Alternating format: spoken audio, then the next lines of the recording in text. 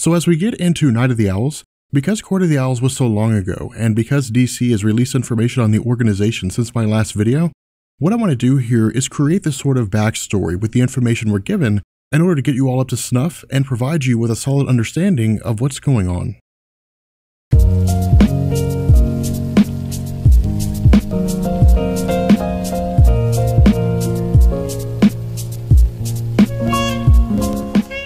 So the earliest history of the Court of Owls comes to us in Catwoman issue number 9, depicting the group operating in Gotham City in 1659. While we're not really given any context regarding what the group was doing at the time, we can probably get away with assuming that much like their modern-day counterparts, during this era, the Court of Owls worked to control the city of Gotham. Focusing more on an agent of the court referred to as the Talon, the story shows us that the Talon had been assigned to kill a member of the city for unknown reasons. However, the Talon deemed that killing an unarmed man was dishonorable, and so the Talon provided him with a dagger and allowed him to flee for his life. Catching up to the man and killing him, the nature of the court is revealed when we learn that the Talon was spotted by several soldiers and an officer, requiring him to kill them all in order to ensure the court's secrecy. Following this, we pick up with Batman and Robin issue number 23.2. Continuing to provide glimpses into the history of the court, this story follows the actions of a man named Henry in 1891. Because the court is a highly secretive organization operating out of an exclusive residence called the Harbor House Club, but has eyes and ears all throughout the city informing them of the goings-on, where Henry photographed the group but lacks any concern regarding the dangerous nature of the court and the lengths it will go to maintain its secrecy, his wife seems to understand the danger. While her fear is most likely tied directly into the nursery rhyme of the Court of Owls, she nonetheless begs Henry not to publish his photograph or let anyone know what he saw. Intending to head to Philadelphia to cash in his photo and run an expose in order to provide himself and his wife with the money needed to start a new life, as he prepares aboard the train, he's suddenly seized around the neck by a noose and hung to die. In addition to this, while Henry hangs, a man sneaks up behind his wife and suffocates her, with the next day's newspaper depicting the incident as a murder-suicide. Now jumping to 1922 as the last part of our history, we pick up with Batman's great-grandfather, a man named Alan Wayne. Running through the streets seeking help from anyone who will listen, Alan Wayne eventually comes upon two police officers. Considering him to have lost his mind as he babbles on about owls roosting on the 13th floor of various buildings, when the officers turn around to discuss what to do with Alan, he simply falls or vanishes into a manhole, with no one really having any idea what it was that happened to him.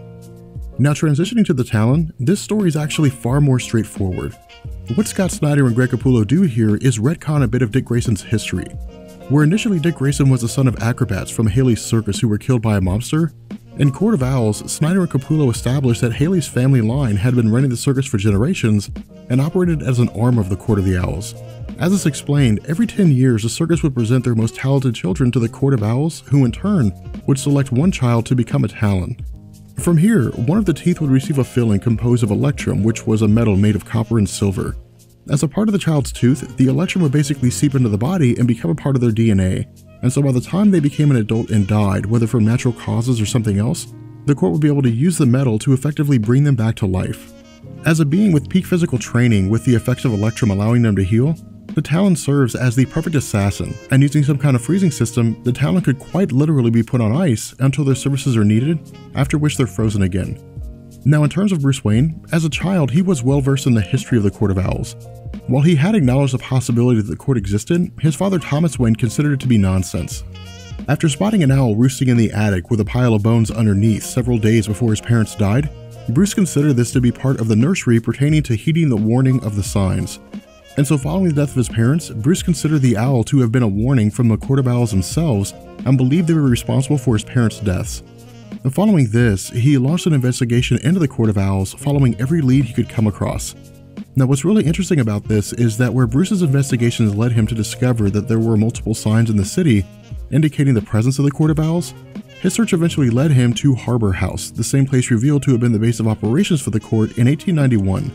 However, when he arrived, he found the house to be completely vacant and believed that rather than investigating using logic, he was investigating using his emotions and went forward believing that the Court of Owls was a myth.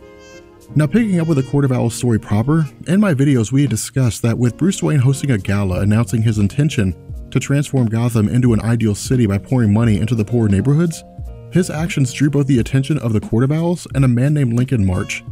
Where Lincoln was running for the position of mayor and sought to help Bruce, the Court of Owls sought to keep Bruce from changing the status quo and possibly stripping them of their influence in the city. Sending the Talon after Bruce Wayne during a meeting with Lincoln March, Bruce survived his fall from the top of the building by landing on a gargoyle. This, combined with Lincoln's story of how the court had warned him not to run for mayor by planting an owl on a pile of bones, led to Bruce acknowledging that maybe the court was real. Drawing on his knowledge of the superstitious nature of Alan Wayne and his belief that the number 13 was bad luck, Bruce Wayne realized that if Alan Wayne followed true with the superstition of the 13th floor being bad luck, he would have sealed off the entire floor and all of the buildings that were commissioned, save for a small space designed to contain the bad luck. Investigating every one of the buildings, Bruce discovers that each of the 13th floor rooms contains weapons and items pertaining to the Talons. However, during his investigation, he's ambushed and captured by the Talon. Jumping to 8 days later, Bruce Wayne woke up in the labyrinth of the Court of the Owls, with the story depicting Batman losing his sanity due to being confined to the labyrinth as well as experiencing complete isolation. As part of his torture, he's exposed to a room that contains a camera and pictures of every member of the Wayne family and others who have died within the labyrinth. Another aspect of Bruce Wayne's torture, as well as a demonstration of his mind-breaking, is the hallucination he has of his parents. Believing them to be real, Bruce initially embraces them, but shortly after, they begin to mutate and turn into owls, which then attack Bruce. And so with the Talon having been stalking Bruce this entire time in the labyrinth, he moves in for the kill, stabbing Batman through the back. However, during their fight, Batman is able to overpower the Talon with everything he has left. And turning on the court, while he can't see them, he states that he knows everything there is to know about the city of Gotham, and that the labyrinth is located near a river. The base of the owl statue in one of the rooms is white marble, and the rest of the labyrinth is industrial marble, which contains potassium chlorate. Stealing one of the filament plates from the camera in the room of portraits, he ignites the white marble, which destroys the base of the owl statue, allowing him to escape to the cavern below.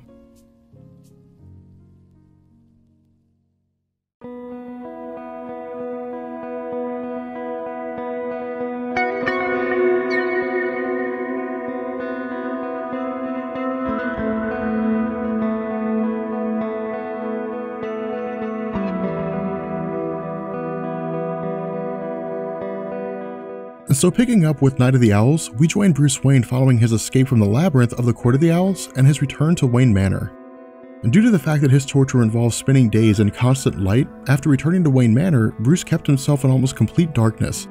While Alfred does what he can to bring Bruce back to the world, Bruce has been completely consumed by his experience in the labyrinth and the knowledge that the Court of Owls exists. Reading a bit between the lines here, the problem with the Court of Owls being real is that it shows Bruce doesn't know as much about the city of Gotham as he thought he did. In truth, it wasn't as though some criminal had been operating behind the scenes for weeks and he simply wasn't aware. The Court of Owls was an organization that had been operating for hundreds of years. Not only that, he almost caught them as a child but was unable to track them down. However, while Alfred tries to comfort Bruce, Wayne Manor is met with the arrival of several invaders. What we learn here is that the Court of Owls had an army of Talons and sent them against Bruce Wayne within Wayne Manor. With Alfred in the Batcave monitoring the situation and providing Bruce with intel, he informs Bruce that the house is surrounded with an army of Talons. However, while he's speaking with Bruce, one of the Talons makes their way into the Batcave. With Bruce escaping his immediate captors into one of the elevator shafts, what we learn is that the Court of Owls doesn't seem to know that Bruce is Batman.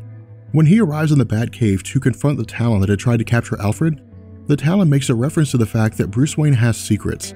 However, before we get any further clarification, Alfred appears, pushing the giant penny over and pinning the Talon to the ground. Seizing his arm and threatening to break it, Batman initially asks how many Talons are coming for him, but when the Talon refuses to answer, Batman strips him of his communication device. And taking refuge in a panic room, Alfred and Bruce access the drive where they learn that the Court of Owls has sent all of their Talons into Gotham to kill its most influential members in an effort to seize control of the city. And so at the request of Batman, Alfred puts out an alert to the entire Bat family from Tim Drake to Batgirl in an effort to have everyone assist in saving the targets on the court's list. Following this, Bruce Wayne dons his bat armor. Instructing Alfred to seal the armory and lower the temperature in the Batcave to -50 degrees, Batman begins to battle the Talons. Because the suit is able to withstand extreme heat and extreme cold, the goal of Batman is to lower the temperature in the Batcave to the point where the Talons effectively shut down. However, with the Talons able to crack portions of Batman's armor, the cold's able to seep in, leaving him vulnerable to the extreme temperatures. As the battle between the Talons and Batman continues, the extreme cold within the Batcave drives the bats in the caverns to emerge, giving Bruce Wayne the distraction he needs to overcome the Talons and defeat them. With one remaining and making a run for the doors, Batman jumps into the Batmobile and runs them over. And so taking to the streets of Gotham, Bruce has Alfred forward the list of survivors to his display. What we learn is that of all the people who head up Gotham City or are in some capacity influential, the only two individuals left are Lincoln March and Jeremiah Arkham, the head of Arkham Asylum. With Dick Grayson heading to Arkham, Batman travels to the offices of Lincoln March. After arriving and opening the door, Batman's actually shot by Lincoln. However, after speaking with him, Lincoln appears to have thought that Batman was a Talon, but also seems to have been mortally wounded. Stating that he knows Batman is friends with Bruce Wayne, Lincoln passes Batman a note stating that Bruce should continue his dream to revitalize Gotham into something great. And so with Lincoln dying from his injuries, Batman reveals to Alfred that the note contains the names of the Court of the Owls members, which Batman intends to pursue in order to bring the organization to an end. From here, we jump to a building called Powers Hotel. Ran by Joseph and Maria Powers, one of the most influential families in Gotham, the hotel is kept under intense security with no one entering or leaving without direct permission from the Powers family themselves. What we find though is that as Maria Powers prepares to leave, she's actually confronted by Bruce Wayne. Revealing that he had broken into the hotel and taken the owl mask of Maria, her response is that while Batman believes that he has the upper hand here, the truth is that the Court of Owls is an international organization and that Bruce Wayne will never truly win out. However, the plan of Batman's revealed after he leaves when Alfred states that Maria is calling her husband. While the call is coded and they're unable to trace it, Alfred is able to locate a dead zone within Gotham City where the cell reception is completely blocked. As he prepares to tell Batman its location, Batman realizes that the location of Joseph Powers is the Harbor House Club, the same location he had tracked down as a kid. After traveling to the building, Batman enters a meeting room in the attic where he learns that all of the members of the Court of the Owls are apparently dead by suicide. And so with the Talons defeated by the rest of the Bat family and the court completely gone, Batman heads back to Wayne Manor. Picking up several weeks later, we learn that Bruce Wayne has been struggling with the fact that the deaths of the court members simply don't make any sense to him. With the group existing internationally, it would have made more sense for them to vacate Gotham, regroup, and then come back in force.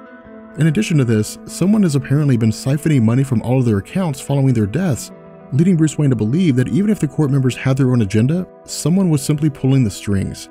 While Alfred tries to assuage Bruce's belief that treachery is afoot, he also states that Bruce Wayne's issue was most likely due to the fact that his pursuit of the Court of Owls goes back to the death of his parents. Where initially he found nothing to link them to his parents' death, and tracking them down now with more experience coupled with their identities having been revealed might shed some light on his parents' murders. However, as the two prepare for a previously scheduled meeting, Bruce Wayne seems to have figured everything out and leaves. Transitioning to a place called the Willowwood Home for Children, Bruce Wayne tells us that the hospital served as a place for kids suffering from mental illnesses and neurological disorders. What he also says is that 18 years prior, the hospital shut down when a sinkhole opened beneath the orderlies' quarters. Following the panic and the arrival of emergency and news crews, the city learned that the children in Willowwood suffered abuses at the hands of the staff, including neglect. With the children being taken away and the staff arrested, the building was closed down and now serves as a place where kids spend the night on dares. And so venturing further into the hospital, Batman is suddenly seized by a booby trap. Speaking to a man in the shadows, a full explanation of the events pertaining to the Court of the Owls and the Night of the Owls is given to us. What we're told is that this man is not Lincoln March and instead claims to be Thomas Wayne Jr., the brother of Bruce Wayne.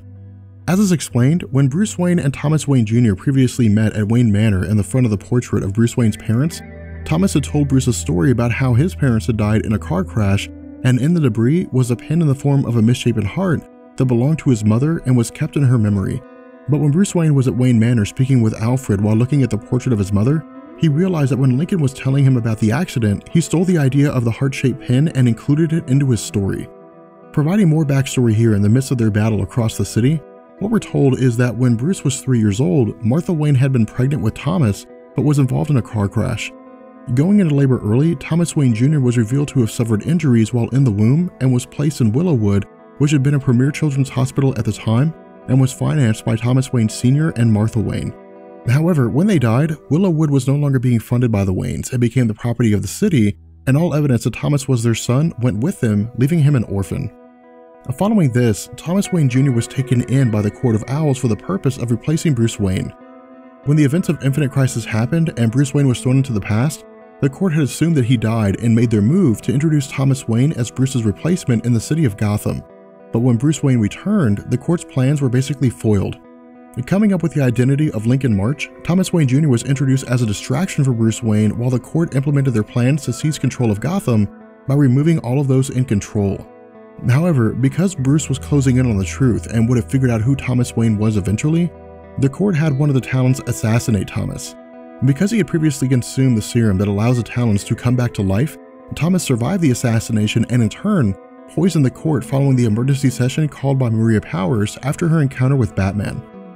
And so as the story begins to come to a close with the battle raging on between Batman and Thomas Wayne Jr., Thomas fires several explosive devices into the walls of the tower with the intention of destroying both himself and Batman. Overpowering Thomas as the bombs go off, Batman flees the tower, jumping to safety. But because Thomas Wayne Jr. had the serum in his body allowing him to regenerate, and because the only way to shut down a Talon was to expose them to extreme cold, Batman's conversation with Dick Grayson following these events leave him with a question as to whether or not Thomas Wayne is really his brother, whether he survived the explosion, and whether or not the Court of Owls will ever return. With that being said, we're going to bring this video to an end, and the next time we do a Batman story, we will do Death of the Family. With that being said, I will catch you guys later. Peace.